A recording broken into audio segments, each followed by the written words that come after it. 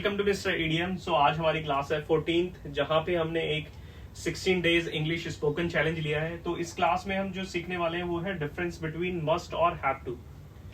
Must और have to में ज्यादा डिफरेंस नहीं होता, यही मैंने आपको रूल से समझाने की कोशिश की है। चलो इसको बिना देर किए स्टार्ट करते हैं।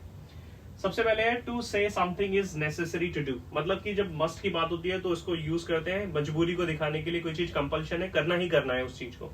सेम चीज मैंने यहाँ पे लिखी है हैव टू के लिए, something is necessary to do. यही चीज मैंने आपको बताया था, इन दोनों में ज्यादा डिफरेंस नहीं है। अब सेकंड रूल को समझते हैं। आप कहेंगे कि अगर डिफरेंस नहीं है तो हमने अलग अलग यूज ही क्यों किया, किसी एक को ही क्यों नहीं यूज करते हैं। तो नेक्स्ट से समझ लेते हैं इसके। नेक्स्ट वन है when speaker decides it is necessary. मतलब कि जब भी जो स्पीकर है, जब वो डिसाइड करते हैं, जब अपना पर्सनल ओपिनियन देते हैं, तो वहां पे यूज करना है मस्ट को। यहीं पे डिफरेंस क्रिएट हो जाता है इसका। और नेक्स्ट मैंने ये लिखा है हैव टू के लिए, समवन एल्स और अथॉरिटी मेक समथिंग नेसेसरी। मतलब कि स्पीकर यहाँ पे ऑब्लाइज नहीं कर रहा है कि करना ही करना है, कहीं कोई और या फिर कोई अथॉरिटी है उस चीज को करने के लिए। यही इनके अंदर में डिफरेंस है। जब आप अपना पर्सनल ओपिनियन देंगे तो आपको यूज करना है मस्ट, और जहां पर पर्सनल ओपिनियन ना हो, कोई रूल हो, कोई सिचुएशन इस तरीके की है, तो वहां पे यूज करना है आपको हैव टू। हैव टू में थोड़ा सा और मैं ऐड कर देता हूँ। हैव टू आपको याद रखना है, यूज करना है जब आपके पास में कोई ऑप्शन नहीं है, नो ऑप्शन। ठीक है, जब भी लग रहा है कोई ऑप्शन नहीं है तो वहां पर भी आपको यूज करना है हैव टू को। कहीं ना कहीं ये फैक्ट्स की बात कर रहा होता है। नेक्स्ट मैं एक चीज बताऊं आपको, आप जानना चाहते हैं कि अगर आप दोनों में ज्यादा डिफरेंस नहीं है तो किसको आप रेकमेंड करेंगे यूज करने के लिए। तो मैं रेकमेंड करने वाला हूं आपको हैव टू को यूज करने के लिए। क्यों? क्योंकि मैंने नेक्स्ट जो यूज लिखा है वो ये है यूज इन ऑल फॉर्म्स।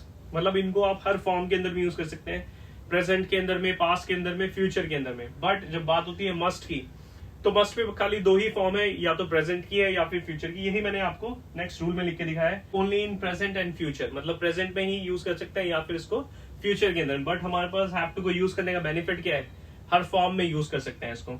अगर आपको अभी भी थोड़ा सा डाउट है दोनों के डिफरेंस के अंदर में, सो मैं गारंटी ले रहा हूँ कि जब भी मैं एग्जाम्पल से आपको एक्सप्लेन करूंगा तो दोनों बहुत अच्छे से क्लियर हो जाएंगे। चलो अब एग्जाम्पल से समझते हैं इसको। मैंने जो फर्स्ट एग्जाम्पल लिखा है, मैंने you must go to bank today.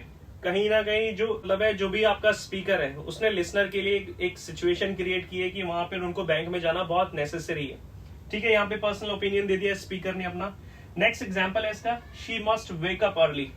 मतलब कहीं ना कहीं जो स्पीकर है उसने एक पर्सनल ओपिनियन दिया है कि उनके लिए सुबह उठना बहुत जरूरी है। ठीक है, यहाँ पे यही लिखा मैंने, इट्स पर्सनल ओपिनियन। तो भी कुछ एग्जांपल्स हैं, जैसे कि पहला एग्जांपल है you have to go to bank. जो स्पीकर है यहाँ पे उसने इसके लिए नेसेसरी नहीं किया बैंक जाना, बट कहीं ना कहीं कुछ ऐसी सिचुएशंस है कि you have to go to bank, मतलब कि आपको बैंक में जाना ही पड़ेगा। कुछ ऐसी सिचुएशंस है या फिर आपके पास में कोई ऑप्शन नहीं है। नेक्स्ट एग्जाम्पल लिखा है मैंने यहाँ पे, she has to wake up early. मतलब कि यहाँ पर भी कोई स्पीकर ने कंपल्शन नहीं किया कि उनको उठना ही उठना है सुबह जल्दी, नहीं।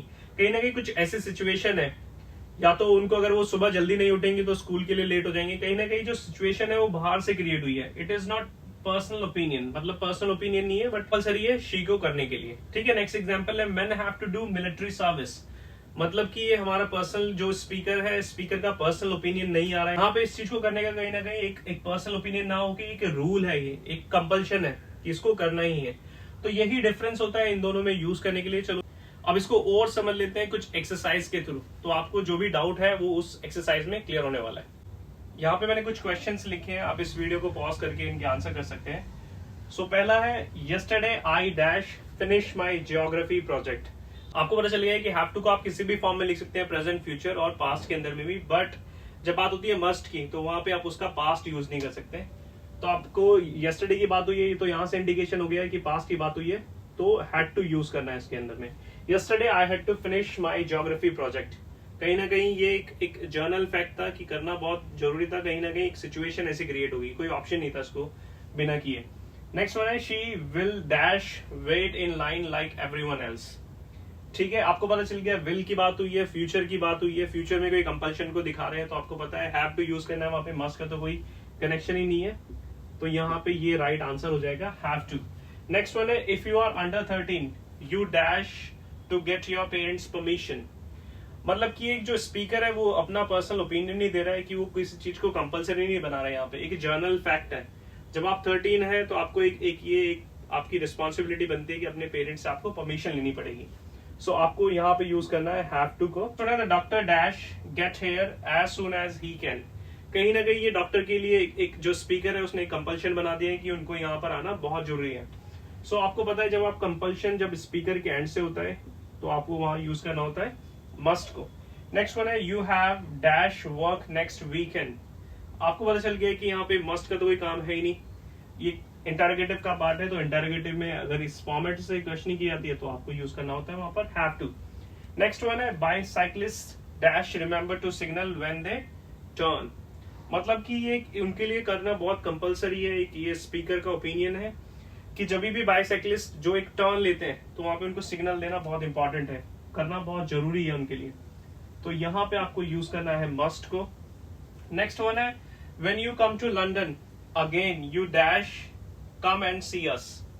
मतलब कि एक जो स्पीकर है वो अपना पर्सनल ओपिनियन दे रहा है, वो कंपलसरी कर रहा है कि लिसनर के लिए कि अगर वो नेक्स्ट टाइम लंदन आए तो उनको क्या करना बहुत जरूरी है, उनसे दोबारा मिलना बहुत जरूरी है, तो यहाँ पे आपको यूज करना है मस्ट को।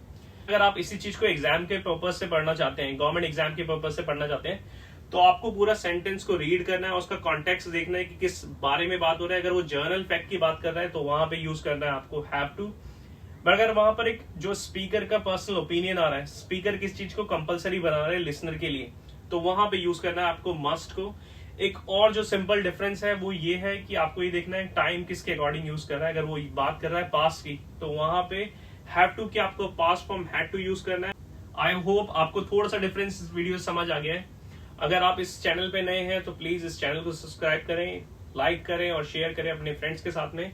और एक चीज पे हमेशा विश्वास करें, many a little makes a mickle, बूंद बूंद से ही घड़ा भरता है। अगर आपको ये 10% समझ आया, अगर इसको नेक्स्ट टाइम प्रैक्टिस करेंगे या इस वीडियो को दोबारा देखेंगे आप, तो ये हो सकता है आपको 50%, 80%, 90% समझ आए।